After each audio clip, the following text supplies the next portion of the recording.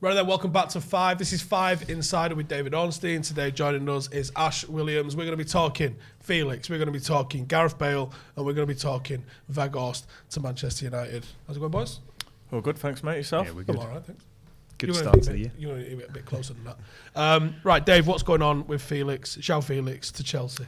It's the big one of the week, isn't it, Steve? Joao Felix. Not. Well, you want something bigger. Literally. Weghorst. Literally. Well, he's a little man, actually, Felix, but he's going to make a big impression by the looks of it. And this story definitely has. So to try and run through the process that's brought us to here, Joao Felix is out of favour at Atletico Madrid. And it was made very clear within the industry that he was going to be leaving in the January transfer window. That's when George Mendes, his agent, gets the ball rolling on these sorts of things. And so he was offered to the likes of Chelsea, Man United, Arsenal. They're all interested, and understandably so. 23 years old, an attacker, and they're all looking to improve in the attacking areas.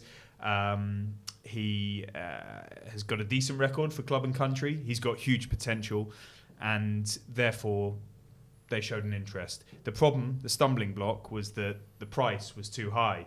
Atletico Madrid wanted a 21 million euros package, which comprised 15 million euros in loan fee and 6 million euros in salary, which none of them were going to go to.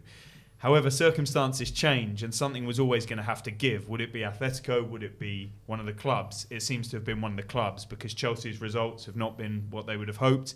It's been a bit kind, that, Dave. Most recently at Man City in the FA Cup, and then they moved on Monday morning.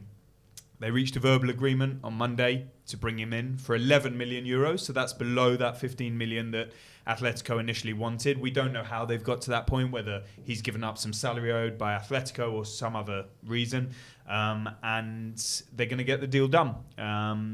There's no option to buy, which is quite interesting. So it's a 16 million euros package, 17 million euros package for 5.5 months. So it's really expensive. I'm not sure that Man United or Arsenal would have gone there at that price, but he had a choice to make as well. You know, does he want to join Chelsea? And clearly it appeals to him from the options.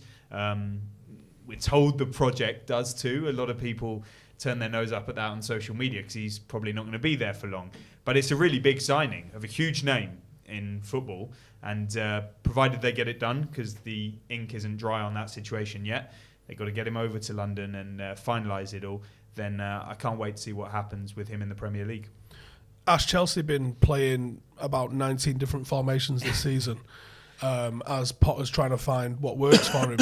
We've seen Felix work as the second striker in a 2. Chelsea seem to favour a 1 with almost 2 number 10s behind. Where do you think he's going to end up playing in this side? I can see him being one of the ones in behind. But I think that Atletico Madrid plays such a different style of football to most other teams. When a player comes out of that, unless it's a defender probably, if you're a defender, you probably enjoy that formation. I can't imagine most of attacking players enjoying playing for Atletico Madrid because there's so much out of possession work to do. So I could see him being, behind a striker at Chelsea and having a bit more freedom and a bit more license to get on the ball and do what he wants to do and what all attacking players enjoy doing. In terms of I don't understand the comments about the project, because, as you say, he's not going to be part of the project, so that's a little bit confusing. I don't understand that. But it's interesting with the Graham Potter thing, because I think that we've seen with the Arteta situation and loads of other managers that when you give them a bit of time, and they do build things. Graham Potter is someone that likes to build something over the long term. It's just he's at a big club now, and obviously the pressure, they want results straight away. How Joao Felix fits into that towards the end of this season, I'm not sure. What he will do is he'll give them something a little bit different. I think he'll get on the ball, he'll carry the ball well. Do you really think he gives them something different? Yeah, I do. Pulisic, Mount, I see him different to that. I don't see Havertz. Okay, Havertz would probably be on the end of something from Felix. Pulisic, I think there's a different. I think Felix is a better player than him. I think that he could break lines a bit better than everyone else they've got. I think he'll carry the ball better than anyone else they've got if he finds his feet in the Premier League, because we have seen players come over and not hit the ground running straight away. Is he what Chelsea need? Well, Ash sums it up really well, and I think one thing to make clear is that Chelsea are going to do quite a lot of recruitment this month, so we may see a very different looking Graham Potter team by January the 31st and the start of February to the one we're seeing now. I was at the Chelsea-Man City game in the Premier League on Thursday, and then, of course, a very different-looking Chelsea team came to the Etihad Stadium. They need some impetus, they need some spark, they need some flair. You mentioned those names, Steve, but those names are not really performing. Mount had a bit of an injury issue, and he hasn't been at the top of his game. Pulisic hasn't either, and he's picked up an injury too. You've got Kai Havertz, trying to figure out where's his best position. Pierre-Emerick Aubameyang being used in a bit of a confusing way for somebody that they placed great emphasis on at the end of that summer window. And so, this is a high-level performer we're talking about who's excelled in the Champions League.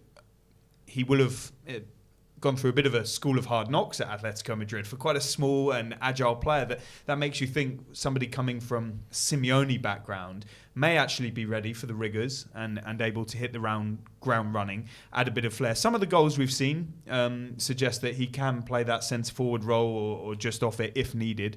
He scores with his head, despite being a small lad. And I think...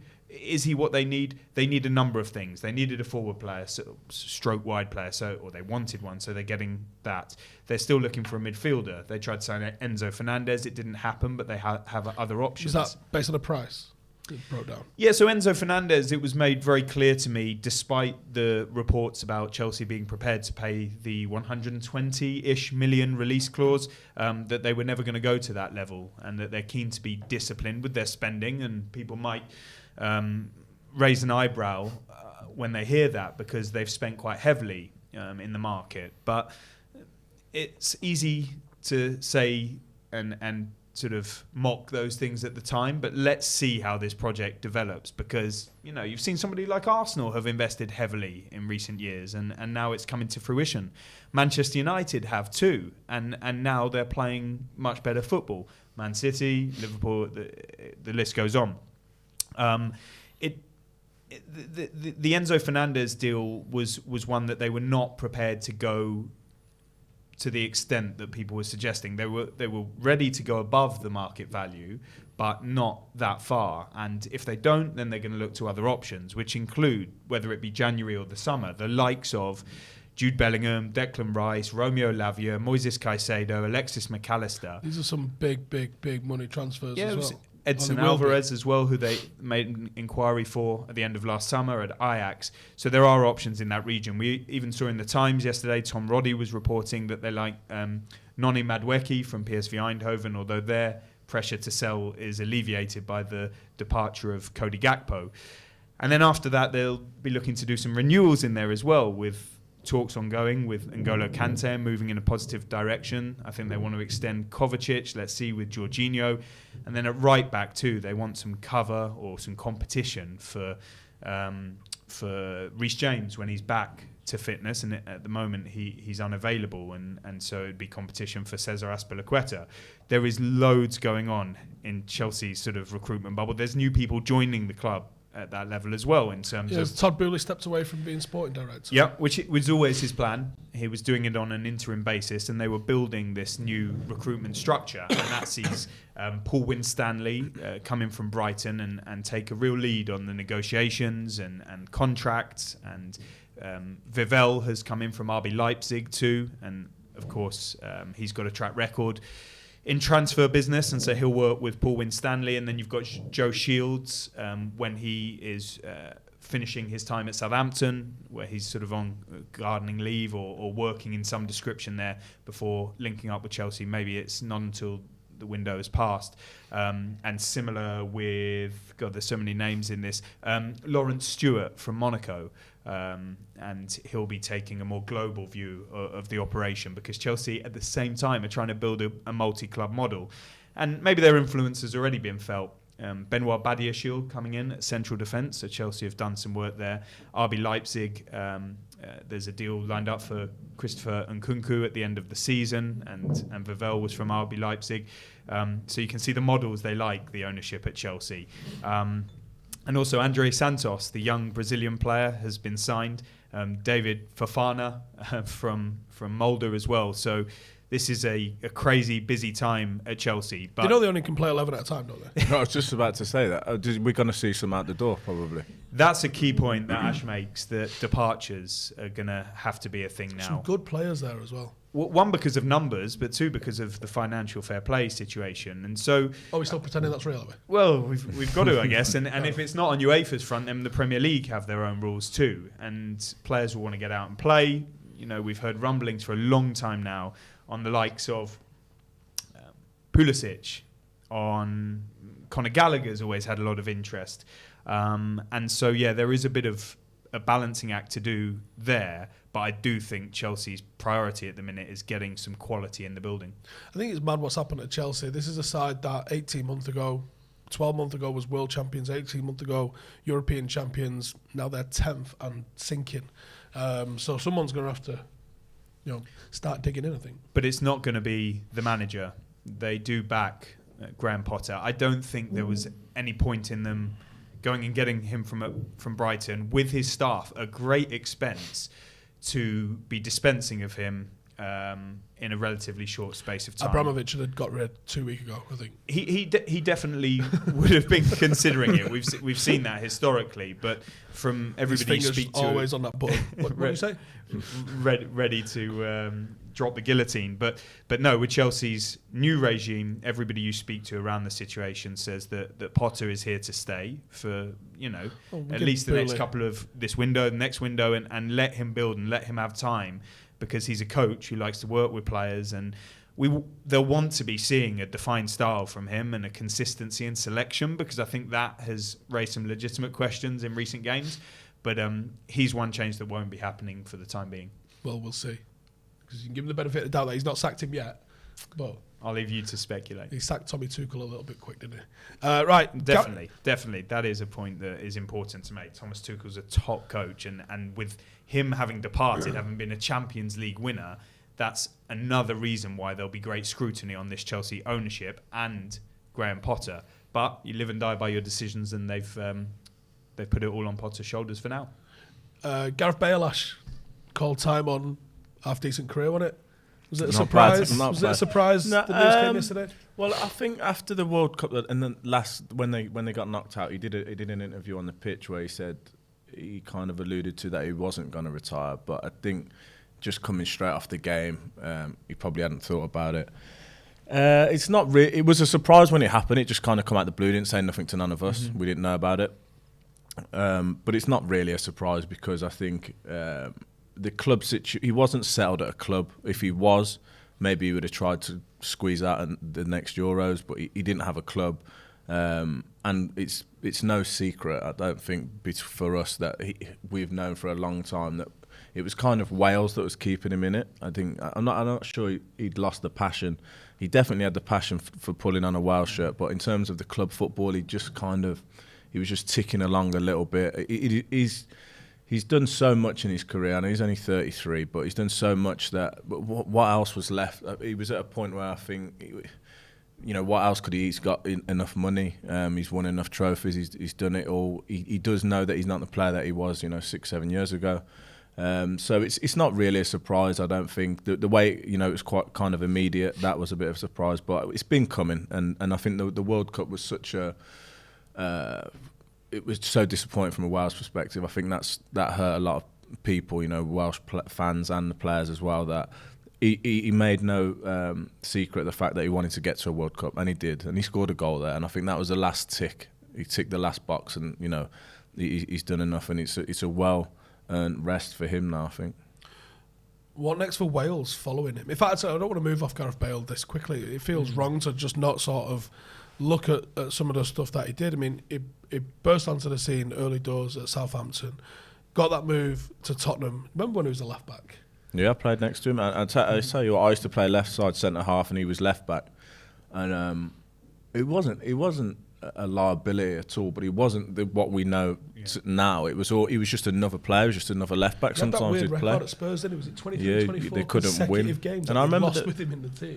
They wanted to get rid of him. Didn't Nottingham they? Forest. Yeah. In the champion, I think that was in the championship. Yeah, Harry Redknapp came close to. Yeah, so it was bizarre. I remember we used to play. He was a terrific player at the time. Well, we used to play, and it was the left back thing kind of held him back. And I just remember he went to Spurs, and then it was like from one Wales camp to the next Wales camp, we was just all looking at each other like, he's grown about a foot.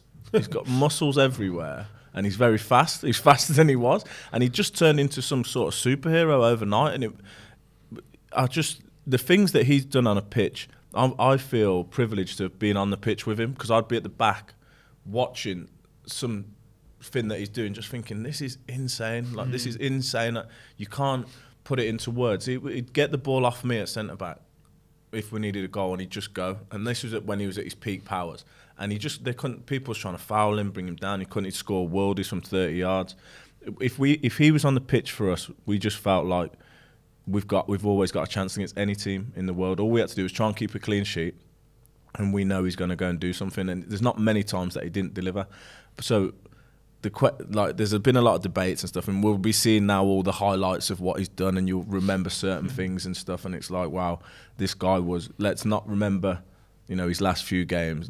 When you think back to, he was in the debate of top 3 players in the world for a long time, with Messi and Ronaldo. And okay, maybe he hasn't prolonged that, at club level, but he was one of the best to ever do it. And to play with him and to see him, off the pitch of what he's like as a person.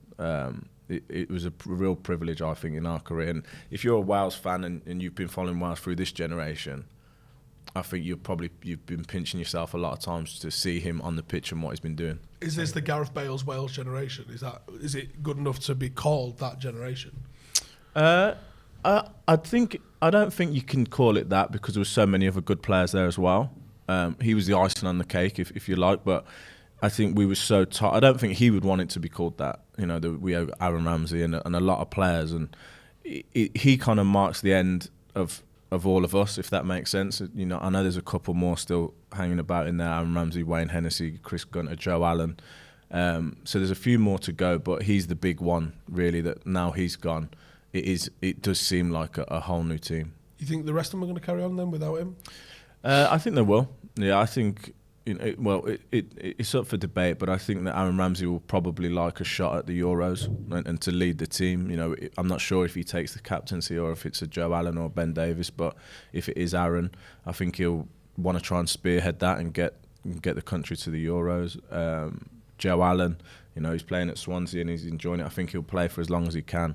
But most of the guys we'll see them go now, and it'll be this new team completely. I just want to say it's lovely to hear some respect being put on his name, especially from somebody that knows him and played with him so much, because we've definitely witnessed one of the Premier League's greats, one of international football. Well, I was going to ask, in terms of British talent, where does he rank in Premier League era? Well, there's certainly not been a better British export to Real Madrid and the trophies that he's then picked up.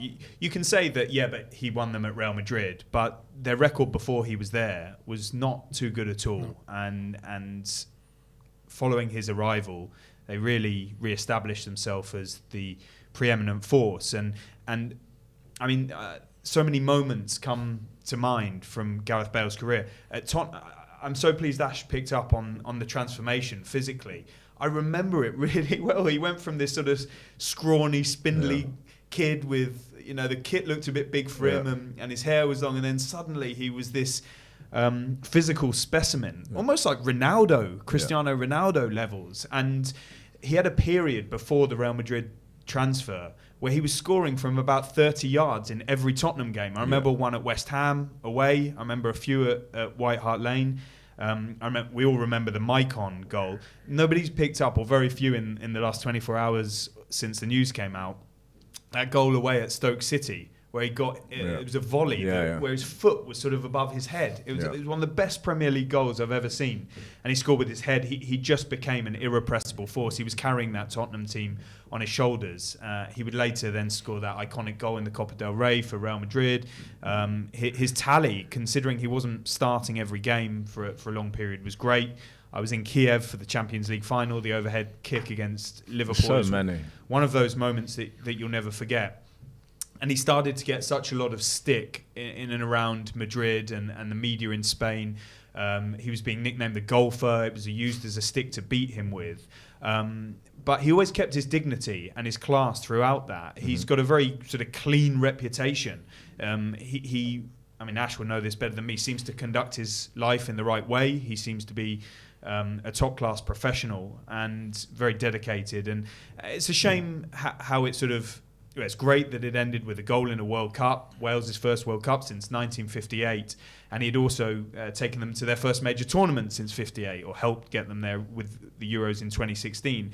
But then it's just suddenly, after he said he was going to continue for as long as he was wanted, it's cut. And we don't know the exact reason why for the timing, but he'll have his reasons, and I'm sure he'll go on. I've been led to believe that he still wants to, at some point have some influence around Welsh football, not for money or anything like that, but to give back to the country he loves so much. I'm sure he'll pursue his golfing interests, and he's got business interests as well. As an ambassador for Welsh football, you couldn't ask for anyone better to be representing the country, whether that would be coaching or encouraging play or whatever it is. Yeah, well, I think that's such a valid point. Is that if you talk about in this day and age, talking about football players and for a long time we've had so much stick and everything. This is a guy that's done everything on the pitch, and then off the pitch, the only thing we can pin on him is that he likes golf. There's no controversy over he's just lived a clean life. We used to go on nights out all the time. He wouldn't come. Really? He doesn't drink alcohol. He likes a bar of dairy milk and a glass of Coca-Cola, and that's as far as it goes. So it's not like, and he never changed through that whole period. When he went to Real Madrid and he was winning Champions Leagues, and he'd come back to camp, he'd be exactly the same, almost silly, just banter, and there was no ego about him ever at all. And I think that, like you say, Dave, it's like, when he got that little bit of stick, I think that was unwarranted, because he's such a down-to-earth, humble guy, and he did so well on the pitch for Real Madrid that it wasn't deserved. But now I think when we look back, let's look back at all of those incredible. He had so many his highlight reel would go on forever, because there's just so many. Yeah. I remember the goals for Tottenham that he scored one against us for Swansea from about 30 yards. He just hit it in top corner. It was like everything he touched, his technique. But it doesn't. I was fortunate enough to see him in training, which he'd do it every single day in five-a-sides and stuff. But then after training, he'd be there for ages, just free kicks on free kicks. And why is that sort of never permeated into sort of consciousness? Like, Ronaldo's known for having this insane work ethic. People that you talk to, like you, that close to Bale, say it's the same. Mm-hmm. Why is that never sort of permeated into the consciousness then? Because, like you said, all you do here is that he plays golf. I think maybe because, one, he plays up to the golfing a little bit, and he doesn't care to put videos of himself out with no top on in the gym, but he'll be doing that work. I don't think he has any type of ego to be. You don't hear a lot off him actually. In general, it's also interviews. No, he doesn't do too much. But as I say, I've seen it. So he does all. He's probably the first one in the gym before training doing his own activation work, and this is because of a few injuries and stuff. But he'll put the work in, and he's probably the last one off the training pitch just for taking free kicks and shooting, and it's the physio will have to tell him to come off because we're worried that he's going to get an injury and we need him for the next game. So he did take his career serious. As I said, the furthest thing he'd ask for is some dairy milk and a glass of Coke. Do you know what I mean? It's just a humble guy, and I hope he gets all of the praise that he deserves now on his retirement. And there will always be a bit of PR around these things.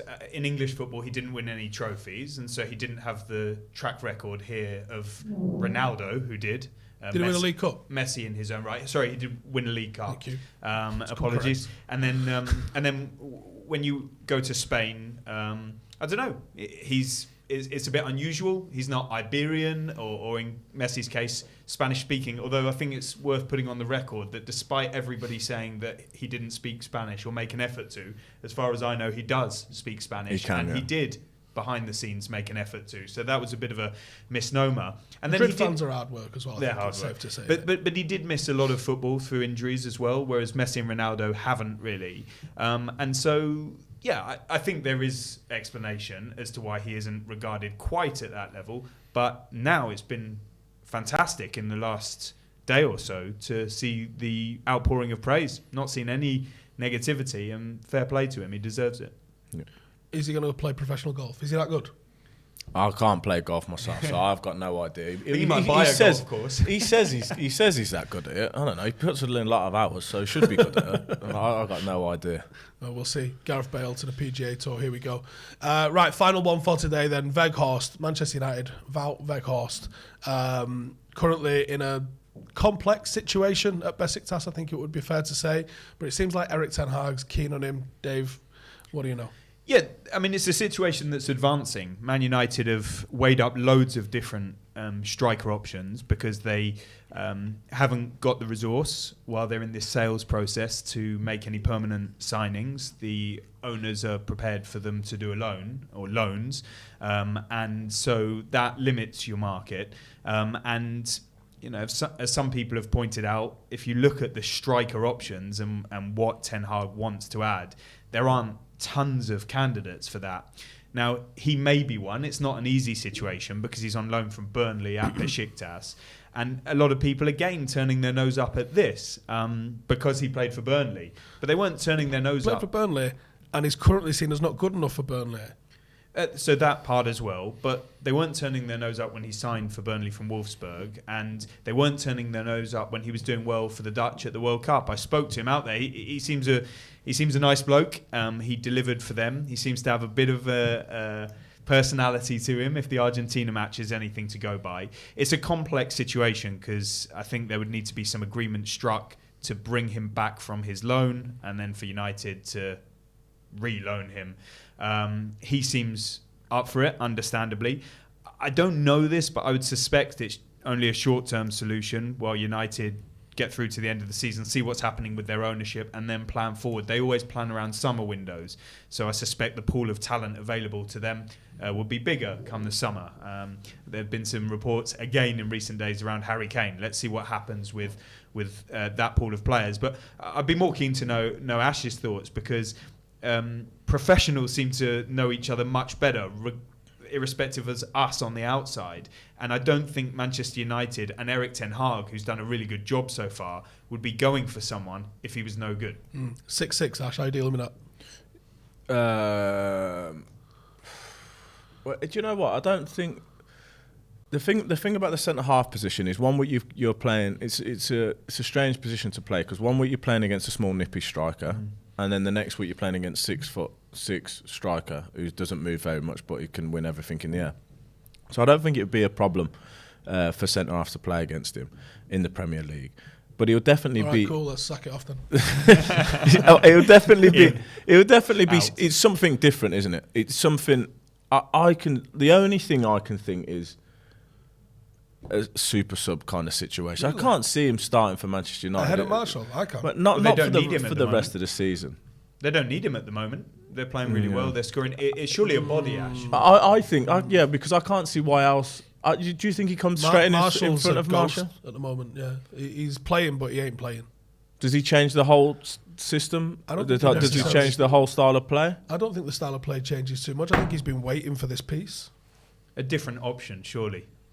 I think it's that. I think if you need to change the game, he plays. So that could, if you bring him off or you bring him on with 25-30 to go, he's going to inject urgency. He's going to press from the front. He might be able to change the tempo of a game in that sense. I think he comes in and starts. Well, we did see that in the World Cup, didn't he? When he come on and he was all over the place and he scored his 2 goals. I think that it gives you something out. I think it gives you a different kind of option. It gives you something when you've got a player like that in the team. You've always got a chance of something. And with the players, if he does start up top, with the players they've got around him, you know, if there's tight games, you can go long to him. knockdowns, you get yourself a bit of territory up the pitch. I know it's kind of old school, and we've seen it not really at Manchester. One of the top 6, they don't play like that, but if you do get the ball up to him, he's going to cause havoc. As you say, he presses, he puts himself around. He's not one that stands still at all. And then you've got, some real good players behind him, which might pick up some scraps and do stuff. I see it as a little bit strange in terms of him to Manchester United, unless it's a real short-term situation and he knows him, from a national setup or somewhere. He's been, he knows people that know him, and he's a good lad to bring in, and they just want something short-term until the end of the season. And I would throw it on to you, Steve. Like, United have placed all their trust and faith in Erik ten Hag. He's delivering so far, and if he feels this player can add to what he's got in a way, and that they trust each other, you've seen stranger things happen than somebody like him come in and help a team. Who else is there at this point in the season? No one. And on loan? You've seen Abubakar possibly leaving Al Nassr, but would he be a better option? I don't know. Other names you hear bandied about don't seem to be a massive.